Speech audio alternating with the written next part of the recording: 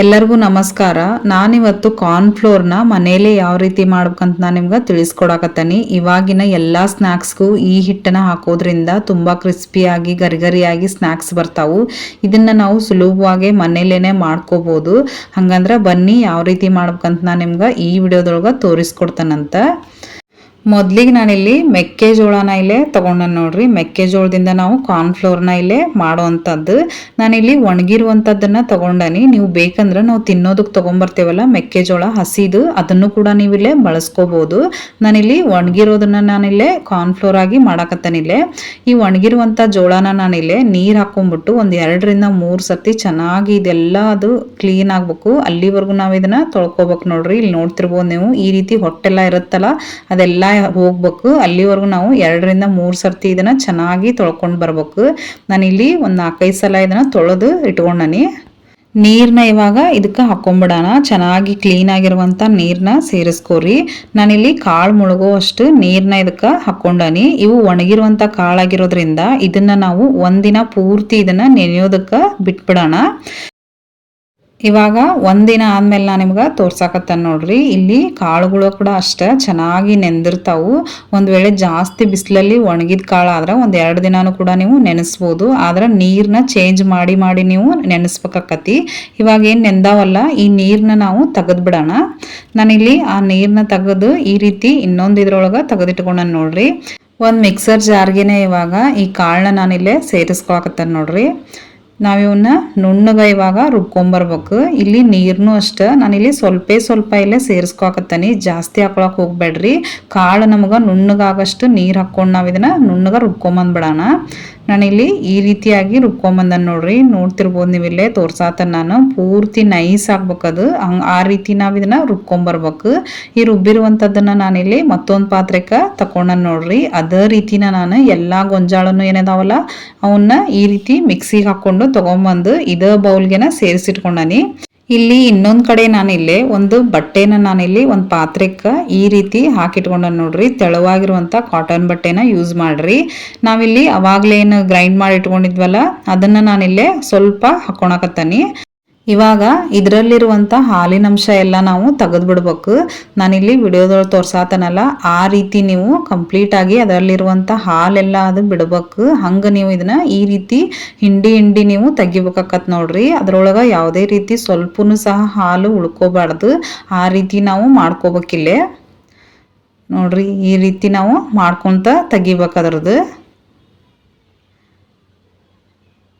ಇವಾಗ ನಾನಿಲ್ಲಿ ಇಷ್ಟು ತೆಗೆದು ಈ ರೀತಿ ಇಟ್ಕೊಂಡನಿ.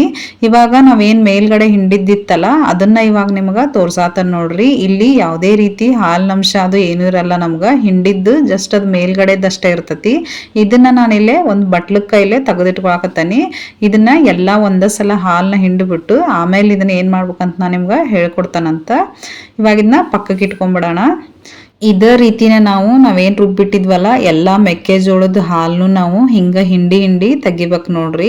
ಸೇಮ್ ಇದೇ ರೀತಿನ ನಾವು ತೆಗಿಬೇಕು. ನೀವು ಒಂದು ವೇಳೆ ಹಸಿದೇನಾದರೂ ಮೆಕ್ಕೆಜೋಳ ತಗೊಂಡ್ರಿ ಅಂತಂದ್ರೆ ನೀವು ಡೈರೆಕ್ಟಾಗಿ ರುಬ್ಬಿಬಿಟ್ಟು ಈ ಕಡೆಯಿಂದ ಎಲ್ಲ ಪ್ರೊಸೀಜರ್ನು ನೀವು ಸೇಮ್ ಫಾಲೋ ಮಾಡ್ಬೋದು. ಇವಾಗ ನಾನು ಆವಾಗಲೇ ಹೇಳ್ದಂಗೆ ನಾವೇನು ಮೇಲ್ಗಡೆದು ಬಂದಿತ್ತಲ್ಲ ಇದನ್ನ ಏನು ಮಾಡ್ಬೇಕಂತ ನಾನು ನಿಮ್ಗೆ ಹೇಳ್ಕೊಡ್ತಾನೆ ನೋಡ್ರಿ. ಇದೇನು ಮೇಲ್ಗಡೆ ಬಂದತ್ತಲ್ಲ ಇದನ್ನ ನಾವು ಇನ್ನೊಂದ್ಸಲ ನಾವು ಮಿಕ್ಸರ್ಗೆ ಹಾಕ್ಕೊಂಡು ಇದರಲ್ಲಿರುವಂಥ ಇನ್ನೊಂದ್ಸಲ ನಾವು ಹಾಲನ್ನು ಕೂಡ ಇಲ್ಲೇ ತೆಗಿಬೋದು. 2 ರಿಂದ 3 ಸರ್ತಿ ನಾವು ಇದೇ ಪ್ರೊಸೀಜರ್ನ ರಿಪೀಟ್ ಮಾಡಿ ನಾವು ಹಾಲು ಕೂಡ ಇದರಿಂದ ತೆಗಿಬೋದು. ಇಲ್ಲೇ ನಿಮ್ಗೆ ಟೈಮ್ ಇದ್ರೆ ನೀವು 2 ರಿಂದ 3 ಸರ್ತಿ ಕೂಡ ಆ ರೀತಿ ಮಾಡ್ಕೋಬಹುದು. ನಾನಿಲ್ಲಿ ಇನ್ನೊಂದ್ಸಲ ಆ ರೀತಿ ಮಾಡ್ಕೊಂಡು ಹಾಲನ್ನೆಲ್ಲ ನಾವು ಅವಾಗ್ಲೇನು ತೆಗೆದಿಟ್ಕೊಂಡಿದ್ವಲ್ಲ ಅದೇ ಬೌಲ್ಗೆ ನಾನಿಲ್ಲೇ ಸೇರಿಸ್ಕೊಂಡ ನೋಡ್ರಿ. ನಾವಿಲ್ಲಿ ಮೆಕ್ಕೆಜೋಳನ ನೀರು ಹಾಕಿ ರುಬ್ಬಿರೋದ್ರಿಂದ ಇಷ್ಟು ಬಂದತಿದು. ಆದ್ರೆ ನಮ್ಗೆ ಇಷ್ಟು ನಾವು ಇದನ್ನ ಬಳಸ್ಕೊಳಂಗಿಲ್ಲ. ಇದು ಕಂಪ್ಲೀಟ್ ಆಗಿ ಕೆಳಗಡೆ ಸ್ವಲ್ಪ ಸೆಟ್ ಆಗೋದಕ್ಕೆ ನಾವು ಬಿಟ್ಬಿಡ್ಬೇಕು. ನಾನಿಲ್ಲಿ ಒಂದು ಪ್ಲೇಟ್ನ ಮುಚ್ಚಿ 2 ರಿಂದ 3 ತಾಸು ಅದನ್ನ ಬಿಟ್ಬಿಡ್ತೇನೆ ನೋಡ್ರಿ. ಇವಾಗ ನಾನು ನಿಮ್ಗೆ ಒಂದು 2 ಅವರ್ ಇಟ್ಟಿದ್ದೆ. ನಾನು ಒಂದು 2 ಅವರ್ ಆದ್ಮೇಲೆ ನಿಮ್ಗೆ ತೋರ್ಸಾಕತ್ತೇನೆ ನೋಡ್ರಿ. ಅದ್ ಮೇಲ್ಗಡೆ ನಾವೇನು ನೀರು ಹಾಕಿ ರುಬ್ಬಿರ್ತೇವಲ್ಲ ಅದು ಕಂಪ್ಲೀಟ್ ಆಗಿ ಮೇಲ್ಗಡೆ ಈ ರೀತಿ ಬಂದ್ಬಿಟ್ಟಿರ್ತದ. ಅದನ್ನ ನಾನಿಲ್ಲೇ ಮತ್ತೊಂದು ಪಾತ್ರೆಗೆ ಅದೇನು ನೀರು ಇರ್ತತಲ್ಲ ಅದನ್ನಷ್ಟ ನಾವು ನೀಟಾಗಿ ತಕ್ಕೊಂಬಿಡ್ಬೇಕು. ಯಾಕಂದ್ರೆ ಅದು ಸೆಟ್ ಆಗಿರ್ತದೆ ಕಂಪ್ಲೀಟ್ ಆಗಿ. ನೀವು ಸ್ವಲ್ಪನೂ ಶೇಕ್ ಮಾಡ್ಲಂಗ ಅದರಲ್ಲಿರುವಂಥ ನೀರನ್ನೆಲ್ಲ ತೆಗೆದು ಬಿಡ್ಬೇಕು. ನೀವು ನೋಡ್ತಿರ್ಬೋದು ಅಲ್ಲಿ ಹಿಂದ್ಗಡೆ ದಪ್ಪವಾಗಿ ಬರ್ತಾ ಇದೆ ಅದು. ಸೊ ಇವಾಗ ನೀವು ಇಲ್ಲಿ ನೋಡ್ತಿರ್ಬೋದು ಈ ರೀತಿ ಅದು ಬೀಳೋ ತನಕನೂ ನೀವು ನೀರಿನ ಅಂಶ ಎಲ್ಲ ಹೋಗ್ಬೇಕದು. ಅವಾಗ ನಾವು ಪ್ಯೂರ್ ಆಗಿರುವಂಥ ಕಾರ್ನ್ಫ್ಲೋರ್ನ ಮಾಡೋಕ್ಕಾಗೋದು. ನಾನಿಲ್ಲೇ ತೋರ್ಸಾತ ನೋಡ್ರಿ ನಿಮ್ಗೆ ವಿಡಿಯೋದೊಳಗೆ ಸ್ವಲ್ಪನೂ ಸಹ ಅದ್ರೊಳಗೆ ನೀರಿನ ಅಂಶ ಇರಾಕ್ ಹೋಗ್ಬಾರ್ದು. ಆ ರೀತಿ ನೀವು ತಕ್ಕೋಬೇಕು ನೋಡ್ರಿ. ನಾನು ಈ ರೀತಿ ಸ್ವಲ್ಪ ಅದ್ರದ್ದು ಡೈರೆಕ್ಷನ್ ಚೇಂಜ್ ಮಾಡ್ಕೊತ ಅದರಲ್ಲಿರುವಂಥ ನೀರನ್ನೆಲ್ಲ ತೆಗೆದು ಬಿಡಾಕತ್ತೀನಿ. ಇವಾಗ ಇದರಲ್ಲಿ ಎಲ್ಲ ನೀರನ್ನು ನಾನು ತೆಗೆದಿಟ್ಟನು ನೋಡ್ರಿ. ಇದೇನು ನೀರು ಐತಲ್ಲ ಇದನ್ನು ನಾವು ಗಿಡಗಳಿಗೆಲ್ಲ ಹಾಕ್ಬೋದಷ್ಟ, ಮತ್ತೇನು ಇದರಿಂದ ಯೂಸ್ ಮಾಡೋಕ್ಕಾಗಲ್ಲ ನಾವು. ಇಲ್ಲೇ ನಮ್ಗೆ ಒಟ್ಟು ಇಷ್ಟು ನಮ್ಗೆ ಗಟ್ಟಿಯಾಗಿರುವಂಥದ್ದು ಬಂದತ್ ನೋಡ್ರಿ. ಇದನ್ನ ನಾವು ಯೂಸ್ ಮಾಡ್ಕೋಬೇಕಾಗಿರೋದು. ನಾನಿಲ್ಲೇ ತೋರ್ಸಾತ ನೋಡ್ರಿ ಎಷ್ಟು ದಪ್ಪ ಬಂದತ್ತಿದೆ ಅಂತೇಳಿ. ಆದ್ರೆ ನೀವು ನೀರನ್ನ ಮಾತ್ರ ಕೇರ್ಫುಲ್ಲಾಗಿ ಅದರ ಸ್ವಲ್ಪನೂ ಇಲ್ಲಂಗ ನೀವು ನೀಟಾಗಿ ತಕ್ಕೋಬೇಕು. ಇದನ್ನ ಸ್ವಲ್ಪ ಅದು ಗಟ್ಟಿ ಇರ್ತತಿ, ತಳ ಎಲ್ಲ ಹಿಡಿದಿರ್ತತಿ. ಅದನ್ನ ಒಂದು ಸ್ಪೂನಿಂದ ನೀಟಾಗಿ ಮಿಕ್ಸ್ ಮಾಡ್ಕೊಂಬಿಡಿ.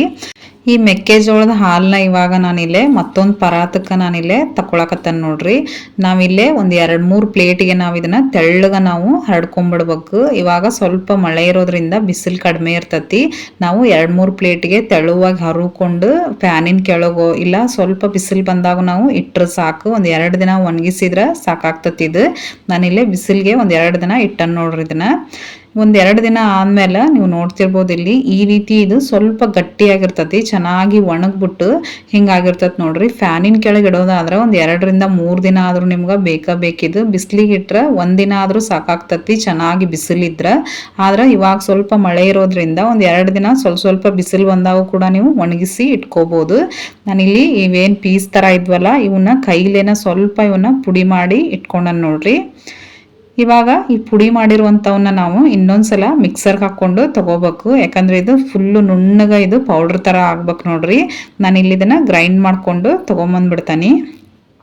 ಇಲ್ಲಿ ನಾನು ನಿಮ್ಗೆ ಯಾವ ರೀತಿ ಹಿಟ್ಟು ಬಂದತ್ ಅಂತೇಳಿ ನಿಮ್ಗೆ ತೋರ್ಸಾತ ನೋಡ್ರಿ. ಪೂರ್ತಿ ನುಣ್ಣಗೆ ಆಗಿರ್ತತಿ ಇದು. ಸ್ವಲ್ಪನೂ ನಮ್ಗೆ ತರಿತರಿಯಾಗಿರಲ್ಲ. ನಾವು ಯಾವುದೇ ಕಾರಣಕ್ಕೂ ಇದನ್ನ ಜರಡಿ ಹಿಡಿದು ತೊಗೋಬೇಕಂತೂ ಇಲ್ಲ.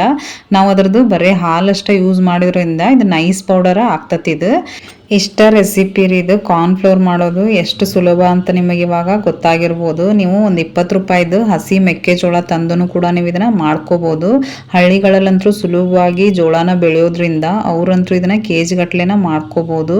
ಆದ್ರೆ ನೀವು ಹಾಲು ತೆಗೆದಾದ್ಮೇಲೆ ಬಿಸಿಲಿಗೆ ಚೆನ್ನಾಗಿ 2-3 ದಿನ ಒಣಗಿಸಿ ಹಿಟ್ ಮಾಡ್ಕೊಳ್ರಿ. ಅವಾಗ ಇದು ಬೇಗ ಹಾಳಾಗಲ್ಲ. ವಿಡಿಯೋ ಇಷ್ಟ ಆದ್ರೆ ಲೈಕ್ ಮಾಡಿ, ಹಂಗೆ ಹೈಪ್ ಮಾಡಿ. ಯಾರಿಗೆಲ್ಲ ಮೊದಲೇ ಗೊತ್ತಿತ್ತು ಮೆಕ್ಕೆಜೋಳದಿಂದ ಕಾರ್ನ್ಫ್ಲೋರ್ ಮಾಡ್ತಾರ ಅನ್ನೋದು, ಸೊ ಈ ರೆಸಿಪಿ ನಿಮ್ಗೆ ಏನಾದರೂ ಗೊತ್ತಿದ್ರೆ ಕಮೆಂಟ್ ಮಾಡಿ. Thank you.